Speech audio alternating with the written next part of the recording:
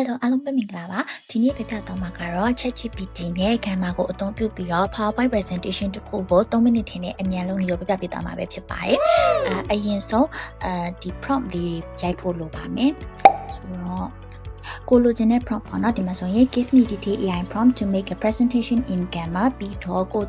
လုံးမဲ့ topic အကြောင်းပေါ့နော်ဒီမှာဆိုရင်လုပ်ပြပေးသွားမယ့် topic က AI in digital marketing ဆိုတဲ့ topic လေးကိုလုပ်ပြပေးသွားမှာဖြစ်ပါတယ်ပြီးတော့ total ကိုလိုချင်တဲ့ slide ပေါ့နော် slide ကတော့ Canva free version မှာက slide 10ခုအထိပဲအများဆုံးလုပ်လို့ရမှာလို့10ပဲရေးပေးထားပါတယ်ပြီးတော့ဒီအောက်က about မှာတော့ detail version ကိုအကုန်လုံးပြန်ပြီးတော့ရေးပေးပေါ့နော်ဒီမှာတော့ general ပဲပြောမှာဖြစ်တဲ့အတွက်ကြောင့်မလို့ AI in digital marketing ကို general အကြောင်းပဲရေးထားပါတယ်ကိုလိုချင်တဲ့ presentation အ detail ပေးရင်ပေးနိုင်တယ်လို့ prompt ကတိတိကျကျပို့ပြီးတော့ထွက်မှာဖြစ်ပါတယ်okay prompt လေးရပြီဆိုလို့ရှိရင်တော့ဒီဟာတစ်ခုလုံးကို copy လိုက်ပါပြီးသွားပြီဆိုလို့ရှိရင်တော့ Canva.app ဆိုတဲ့ website လေးတွေကိုဝင်လိုက်ပြီးတော့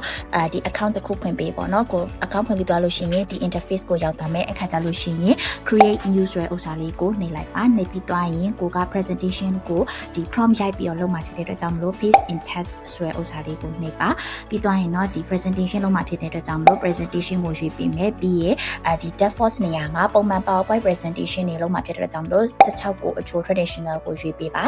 ပြီးသွားရင်တော့ဒီကိုယ့်ရဲ့ presentation prompt ကိုရိုက်ထည့်လို့ရပါပြီဆိုတော့ခုနက copy လုပ်ထားတဲ့ prompt လေးကို paste လုပ်လိုက်မယ်ပေါ့နော်ပြီးသွားရင်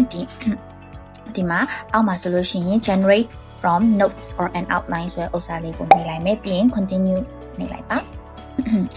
ပြီးသွားပြီဆိုလို့ရှိရင်တော့ cut by cut ဆိုတဲ့ဥစ္စာလေးကိုနှိပ်လိုက်ပါအဲဆိုရင်တော့ဒီမှာဒီ cut အလိုက်ပေါ့နော် slide 1မှာပါပါမယ် slide 2မှာပါမယ်ဆိုတဲ့ဥစ္စာကိုတစ်ခါရေးသူခွဲပြီးသားဖြစ်သွားပါလိမ့်မယ်ပြီးသွားရင်တော့ဒီဘက်မှာ optional ကတော့ကိုလိုချင်တဲ့ tone လေးပေါ့နော်ကိုကဘယ်လိုမျိုးပုံစံမျိုးလိုချင်တာလဲဥပမာ Gen Z tech AI creative စသဖြင့်စိုက်တယ်လို့မျိုးရေးပေးလို့ရပါတယ်ပြီးသွားရင်တော့ဒီဘက်မှာကိုကအတူချုံမဲလိုချင်တာလားဒါမှမဟုတ်တိတိကျကျလိုချင်တာလားအများကြီးလိုချင်တာလားဆိုတော့ဒီမှာတော့ concise နဲ့တိတိကျကျလေးရေးပေးပြီးတော့ slide တစ်ခုနဲ့တစ်ခု relevant ဖြစ်ဖို့ပေါ့နော်ချိန်ဆမိဖို့အတွက်ကိုဦးစားပေးပြီးတော့ပြောထားပါတယ်ပြီးရင်တော့ဒီမှာ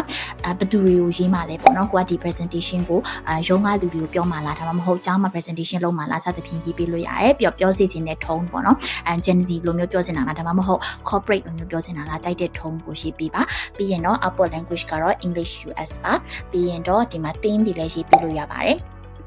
few more ကိုနှုတ်လိုက်လို့ရှင်ဒီတခြားကို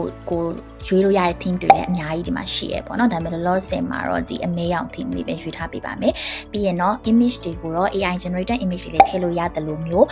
ဒီ web ကနေပြီးတော့ရှာပြီးတော့ stock images တွေလည်းထည့်ခိုင်းလို့ရပါတယ်ဒီမှာတော့လောဆယ် AI images နဲ့ပဲလုပ်ပြပေးမယ်ပေါ့နော်okay အကုန်လုံးပြီးသွားပြီဆိုလို့ရှိရင်တော့ generate နှိပ်လိုက်လို့ရပါပြီပြီးရင်တော့သူ generate လုပ်တဲ့ဥစ္စာလေးကိုထိုင်ပြီးတော့စောင့်ပြီးရုံပါပဲ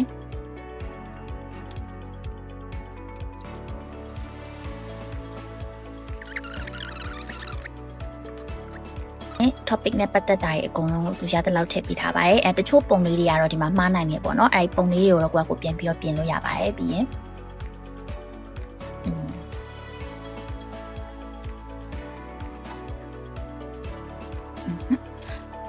ပြီးသွားလို့ရှိရင်တော့ဒီဟာလေးကို save လို့ရပါတယ်ဘယ်လို save မလဲဆိုရင်ဒီအပွား share ကိုနှိပ်လိုက်ပါနှိပ်ပြီးသွားလို့ရှိရင်တော့ဒီမှာကို export ထဲကိုသွားပြီးတော့ကိုလိုချင်တဲ့ပုံစံမျိုးပေါ့နော်ကိုက PowerPoint သွားချင်တာလား PDF view သွားချင်တာလားစသဖြင့်ရွေးပေးလို့ရပါတယ်ပြီးရင်တော့ရပါပြီ